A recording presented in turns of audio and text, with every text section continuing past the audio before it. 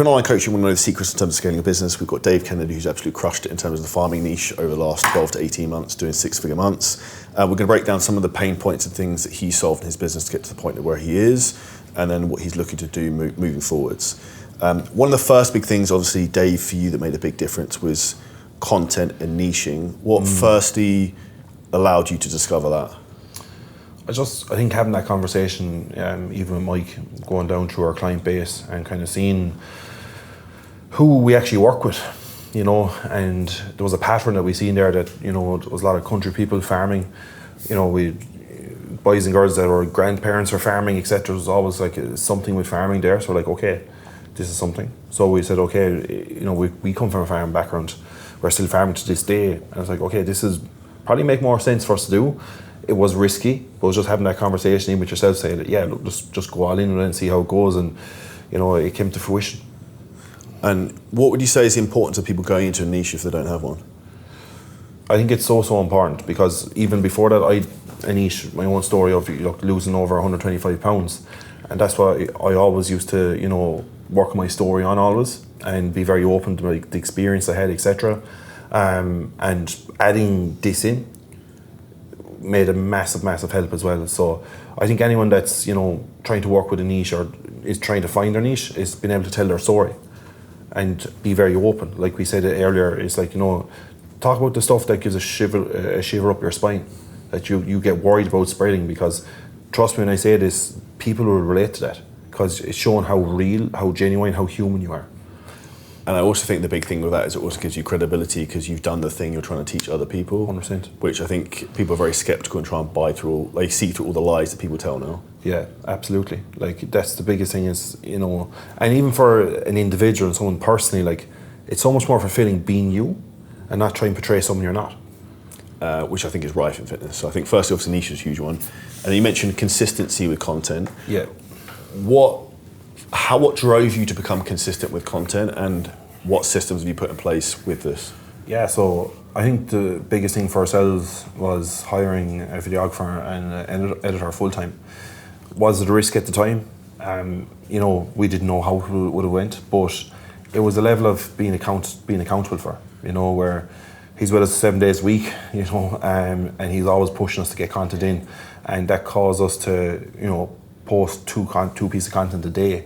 Now we're posting 3 pieces of content a day now because we have more time, and that's where it really unfolds, because you're getting more eyes and ears talking about your story, talking about the people that you love working with, and be able to create that impact. So that's what really helped consistency. What we do right now as well is we build out a monthly plan. So we work out a content plan. So we all do the data from each month. So what has done really well, and then we focus on them areas and pieces of content that we do more the following month, and we really hone in on that, because you will see after you utilising data and following data that there'll be a couple of different points that you talk about that do continuously do really well. So that's telling you something. That's telling you that that's what people want to hear. That's what people are really relating to. So you need to do more of that. And I think the big mistake people make with the consistency is they consistently make dog shit. They don't actually use pattern recognition like you are to look at exactly what is working and then just making more of that. Because the platforms will tell you and users will tell you what they want, and then essentially you just lean into that from different angles. 100%. It gets rid of the guesswork. Normally you're just fucking throwing shit in the wall and see what sticks, and you have to change your mindset on that. Utilise what does well, utilise what doesn't do well, and what you need to do more of. Because if you even do that now for the last 30 to 60 days, you get a lot of questions answered for you very quickly. And what you said there was interesting about questions answered very quickly, is the fact that most people, I think, are afraid to post content in case it doesn't work. Whereas I don't give a shit, I'll post anything and just try and just test. And I think that's where people have to understand these platforms are free, it costs nothing for you to try.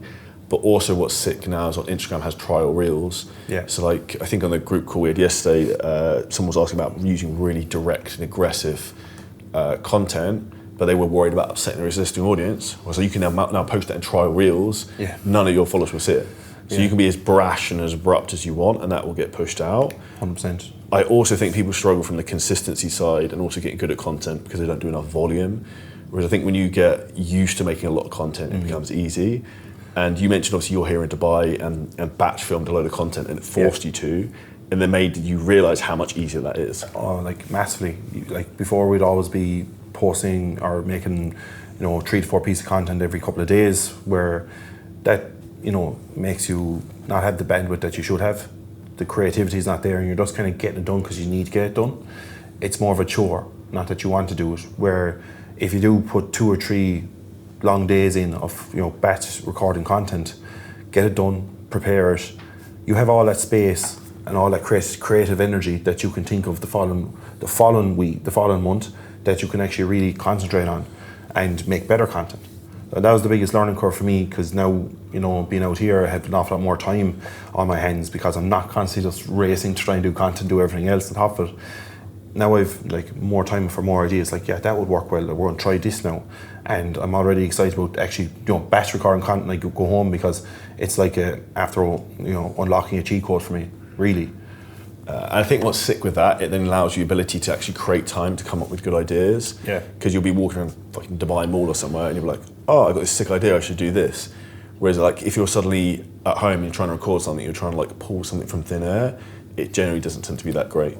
100%. It's all down to your frequency. If you're in the mindset where you're chase your tail all the time, someone sends you an idea of content, fucking more content.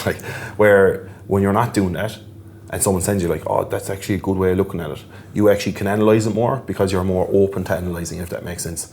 So it creates them ideas better and gives you the opportunity to be more creative, which as a result you will create more content. Agree. And I think the consistency thing, most people lack that with content, and choose your hard. If you don't like making content, then you probably shouldn't do coaching online, because you have to have that to get traffic, right? And look, like we were talking about earlier, I used to hate doing content, and really honing into my story niche, as myself and Mike, is really honing into what we do and what we believe in and what we're passionate for, getting the messages from people that haven't even spent any money with us, that we're helping just by our words, is massive. So after changing my whole thought process and doing content, because now it's actually make me want to help more and create more of an impact. Even if they join us or if they don't join us, we're still creating that impact for them, helping them.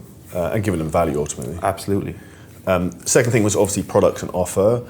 So one of the things we've helped with is you've now got a very direct offer in terms of what you sell. So what's your price point in terms of program? Well, price point now, we're just making a couple of changes, but it's 12 months, 3K for 12 months, and upfront offer, where before we would have never sold that. We were doing a 3-month offer, a 6-month offer, and never actually went for the 12 months because, again, it was probably a limiting belief. But for the likes of our niche and the people that we work with, and for myself being my own journey, I needed that 12 months. So I know my clients need that longer time, so they can adjust into the program and actually get the results, but then have some time to maintain the results as well. So be able to work the mind with the body when they're going through the program, and 12 months was very, very important for that. And that's where also I think the offer being congruent with the actual audience, people you're selling to, and the problem you solve. 100%. So one of the issues I see a lot of people make is they're trying to sell 12-week programs to people who need 12 months to get in shape, right? Yeah. And that's why almost there's instantly an incongruency there, because it doesn't actually permanently solve the person's problem. No, it's the quick before and after photos as we see, and they put the weight back on, and then it's a disaster story, and we end up hearing all them stories, because they were sold the wrong thing or they were given the wrong program to do in the first place. 100%. Second thing was obviously seasonal offers. Do you want to touch upon that? Yeah, so you opened our brains on seasonal offers, really. The likes of the Black Friday offers, different offers throughout the year. Looking back even for November, our whole mindset before, me and Mike's mindset before would have been slowing down in November. People are getting ready for Christmas, December is coming. It's everyone slows down, But when you told us, which broke my brain there, November is my best month. I'm like, what? Bro, every year. That's why I love December so much. Yeah, how the hell is November even your best month? So that really changed everything for us, and say, okay, we're actually missing so much here. And utilising the seasonal offers at the right moment, the right time, through summer, winter, Black Friday, etc., has helped us be more consistent throughout, margins, revenue flow throughout the year. One thing I think was also cool that I know you guys have done with your offer, obviously specifically working with farmers, is seasonal to the farming seasons, right? Yeah, so we work before calving, so springtime, we go through harvest time, we go through all different times, different periods of the farm, because the farm year has different seasons, what you do different things. Sometimes you're going to be really busy, sometimes you have to pull back a little bit where you won't be as busy, and it's like push and pull. And we utilise of the importance of the seasonal offers, number one, but then show them the importance of like how to actually handle the farm year as well. And that's why, again, the 12 months is a perfect package for us, because it's like anything, once you can do it for 1 year, you won't need us anymore. You know, that's the kind of the one mentality of go through the busy time, go through the stressful time, go through the harvest time where you tell yourself you can't do it. And then you do it and break that belief in yourself. Then you just have to manipulate it every year and do it. And that's the most important. This will give them the lifestyle change and break their own beliefs in the farm. And that's essentially my advice would be for anyone who watches and listens to this is you're basically selling the same throughout the year, but you're just putting a different offer around it with different bow to try and pull people in with a different angle, but it's essentially the same thing. It's the same thing, because there's no not right time to start. Because I always say, you know, the springtime's going to be there next year as well. You know, what are you going to do when you come into next year is you have to go through it. So it's actually learning how to go through the process of a busy time, you know, or a slow time for different people or different niches, etc. You know, go through that process and tell them that it's no different, because it's going to be there the following year as well. 100%. So that's product offer. And I think the last big thing was in terms of team, and obviously it was something we spoke about a bit earlier on, is building out a team so you don't actually have the golden handcuffs of you fucking doing everything and burning yourself out. What would you say was the first step from you hiring coaches? I think just working at the back of yourself, having that understanding of, number one, where to get, you know, coaches from a farm background as well, which is, you know, it's like finding a needle in a haystack, you know, because it's very niche specific. But being able to have the hiring process there, have the tools there, have the contracts there, have the paperwork stuff there that, you know, a lot of us that's new to business that wouldn't have that, or wouldn't have the tools around that. So being able to have the hiring process like as streamlined as possible was a hugely helpful for us, for helping us, and, you know, giving us time back. You know, me and Mike were in the coaching. I was doing sales calls, Mike was coaching. We were overloaded and we're stretched. You know, and the biggest thing is when you're running a one-man show, yeah, you'll make all the profit yourself, but you can't grow. You're going to be working on the business, not working, or we're going to be working in the business, not on the business. And being able to hire out people to take away some of that, take away some of that work, you know, in terms of delivery, helped us market more, helped us sell more, helped us promote everything more. So as a result of that, a byproduct of that, the business got bigger. And I think this is the biggest thing that I think it's might be an element of arrogance and ego where people don't want to let go of the coaching. But ultimately, this is where so many people get stuck and they respectfully become busy fools, where they're helping people to try and like count how many fucking stems of broccoli they're eating every day rather than actually fixing the real problems in their business. Of 100%. I think, look, I think we all go through that through different stages of the journey, and that's natural. But having the understanding of like, okay, what is the end goal? Are you happy being stretched at 100 clients, trying to market every month, and it feels like, you know, doomed the whole time, where you're overworked, stressed, etc., and you're trying to do everything? Like, can you do that for 10 years? Maybe you can, but you'll age. You'll probably age 10 years doing that too. So it's about how do we create a really, really good environment, a really, really good culture to create that impact. At the end of the day, what are we doing for in the first place is create that impact for people. You know, so if you want to help more people, you have to have more people on your side so they can be helped as well. One thing you said there is like what we look like in 10 years, and I think I sold my first fitness coaching program via email for £40 a month like 10 years ago, so I've technically been doing this for 10 years. And a lot of the people from when I started back then aren't doing it anymore. And that's the exact reason for that is exactly what you said, is they've tried to do fucking everything and ultimately like, I don't want to do this anymore. Yeah, that's it. Like, you're trying to do a million things, you get nothing done. And you just think it's impossible. But again, it's like we always talk about, it's like focus at that one thing each time. You know, we can all do 1,000 things, but if you actually focus on that one major thing, that's actually going to move the needle so much more forward than trying 10 different things. And that's where I'd like to say the most important thing, and where I spend 90% of my time, is trying to identify personally what that one thing is rather than doing it. Whereas most people are busy fool and don't lift their head up. And I say the superpower I have, having done this for a long period of time and looked at so many fitness businesses, has been like, as you said earlier, it was like, just do that. Like, that's the one thing that's stopping you, and you fix that, then you go to the next thing. 100%, because again, that's what we really love about being coached by yourself, is like, there's no fluff. It's sort that. And we're like, okay, we're really adaptable and responsible, we're receptive to that. We'll exactly do that. And once that's sorted, if there's something else the next month or whatever, or the next week, we'll sort that then. But it's actually sorting that one thing, not saying, oh, I have to fix this, I have to fix that, fix all this to have it perfect. It's fix that one thing that's going to move the needle forward. 100%. I think that's people use perfectionism as a form of procrastination, and I think that's where the reason why people also don't go forward is they try and do 50 million things and they're trying to wait for the right time rather than just like jump in the deep end and deal with the problem. Yeah, I think a lot of it's fear as well. You know, we're I suppose we've been brought up in a generation where, you know, you have to work the 9 to 5, you have to work for the money, and if you don't feel like you are not working smarter, that's where there's a disconnect there. So they'd rather do 100 different things to think that they're doing the right thing, even though it could be that one thing they need to focus on and actually make the biggest difference. 100%. And then lastly, this is a huge one that a lot of people struggle with, is sales team. Because I actually think I even saw a photo on my phone screen, I think from even last summer, the amount of sales calls you were taking back to back was wild, right? Yeah, like, I think everyone will have to go through that process, you know, for ourselves. Every level is different devil, as we say. You know, we're just talking about the one-man show, but like when we're doing sales, you might have 10 sales calls a day. I think the most I've ever had was like 14.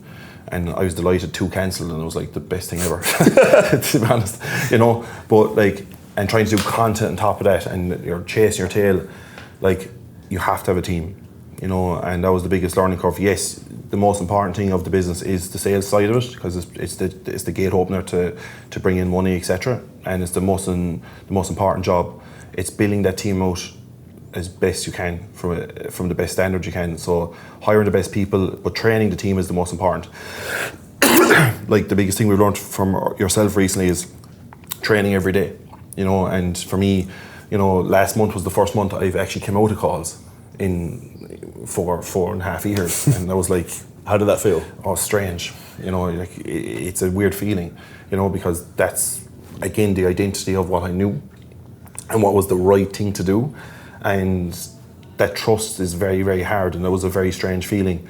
But again, having Mike coming into sales and absolutely killing it, you know, training him up through, you know, from last September on, building the skill, like, and now he's like I full 100% trust on him with the other closers, and now we can train everyone. Like, we've 4 closers now, we can train everyone, and everyone can see their mistakes. Everyone's doing the same thing, and that's what makes it so much easier, because everyone will learn from people. Like, people will learn from people, and the most important thing is that if it's that one tweak that they have to change, that one tweak could make the biggest difference for them. But then if they learn that one tweak today and then another one tomorrow, those things just stack up on themselves. It compounds. Yeah.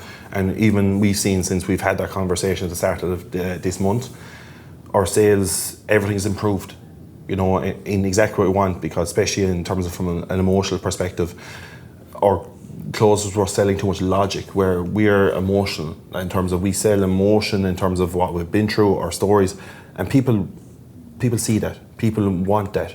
But if they're getting a pure logical type call, there's a disconnect there.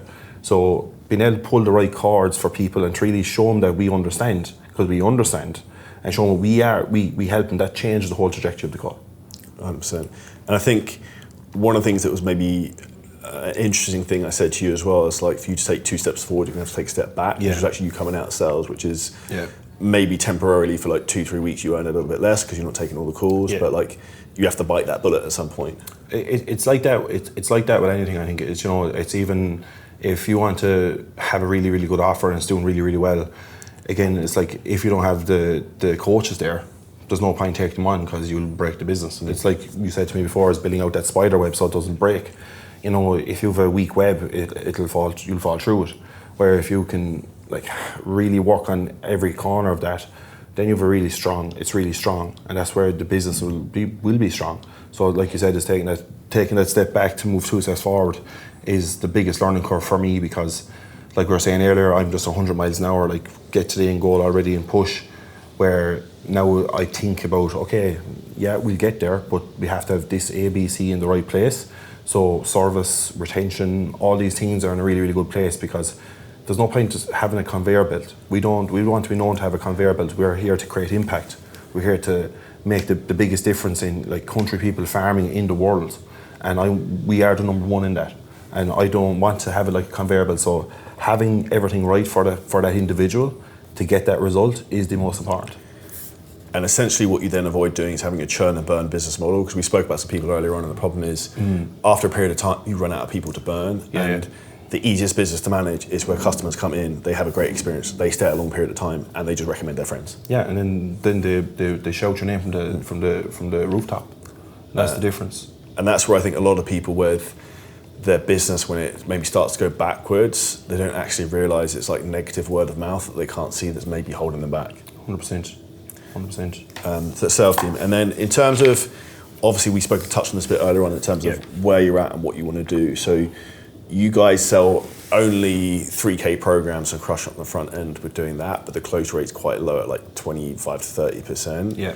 So then the plan to then move forward to then obviously bring the close rate up so you can optimize yourselves and then go into like more cold traffic is then to have a hybrid offer you can then downsell to, right?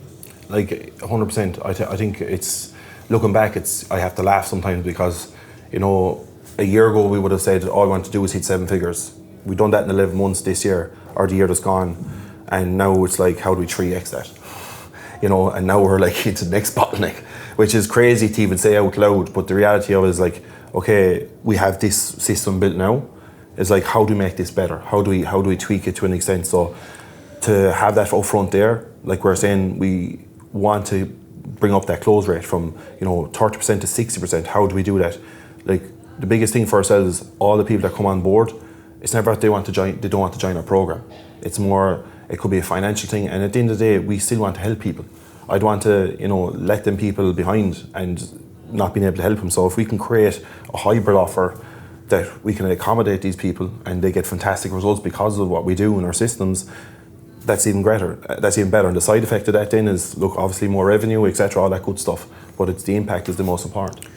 Yeah, and that's why I said, like, if you take say your close rate from 30 to 60 and you have a hybrid offer where you sell some people maybe into monthlies, if you get more like dollars coming the front end, you can then push through for like ad traffic for like, say for example, like PIFs where people pay up front. Yeah. The way I try and frame it is you're putting like the monthlies, almost putting diesel in the tractor to then keep farming to then get the right people in you want. 100%. And that's where the whole ecosystem then works. And if you do that, and then also you get your churn rate down, and you keep those people for a long period of time, you guys just print money for fucking ever. That's the thing, but it's, you know, every level is different devil. So like, and it's not even a devil. It's just like a tweak. It's an awareness thing. Yeah, it's like an awareness thing now. It's like, but like I guarantee in a year's time again we'll have another bottleneck. It was like how to make it better from here. You know, so it'll be something else. But it's just fine tuning all the time.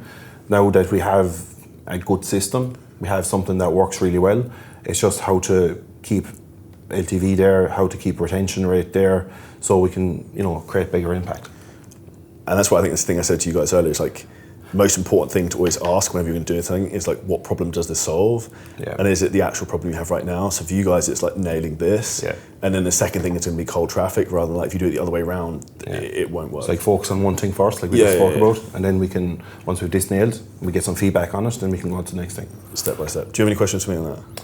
No, 100%. I think like we've brainstormed with the last 2-3 hours on the thing, so I think everything, like the beauty about being able to work with yourself is, number one, being able to sit down with you and just pick your brain these different things, but coming away like with a plan, coming away with that one thing, you know, it's like sort this, that's it, and that's all we work on now, and that's the most important thing. And if we didn't have someone like yourself, you know, where I said if it would be all fluff and you're more confused coming away from it than actually nailed in, and that's what we've experienced in the past before. It's like, Jesus, this was like more of a mind fuck than actually sorting that one thing. So that has been the biggest value for us. And I think that's the most important thing I want to give to you and to anyone who watches our content and you come to work with our business, is clarity in terms of what you need to do and when, so then you have the conviction to do it. Because the reason people get anxiety and overwhelm is like there's 15 different things, like which one do? I don't know what to do. They do a little bit of everything and then they get absolutely nowhere. 100%, absolutely. So if you're in a position you're looking to scale your business, Dave's obviously a great example of someone who's crushed it. He's been very transparent in terms of what we've done with him. If you want help with that, if you want to hit the link below this call, I will personally take the call with you. We'll look at exactly what your business is doing right now, exactly how we can help you. And if we think you're a good fit, we can discuss what that looks like. If you took value from this type of content, if you like this new style we're trying, put it in the comments and we'll see you next video very soon.